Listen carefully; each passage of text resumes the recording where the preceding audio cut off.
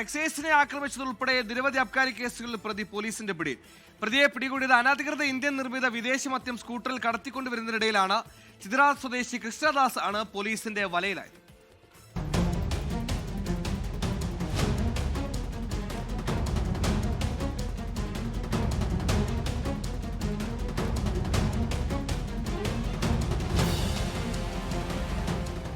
പതിനഞ്ച് കുപ്പിയോളം ഇന്ത്യൻ നിർമ്മിത വിദേശ മദ്യം സ്കൂട്ടറിൽ കടത്തിക്കൊണ്ടുവരുന്നതിനിടെയാണ് കിഴക്കുംഭാഗം സൊസൈറ്റി മുക്ക് റോഡിൽ വെച്ച് കൃഷ്ണദാസിനെ പോലീസ് പിടികൂടുന്നത്.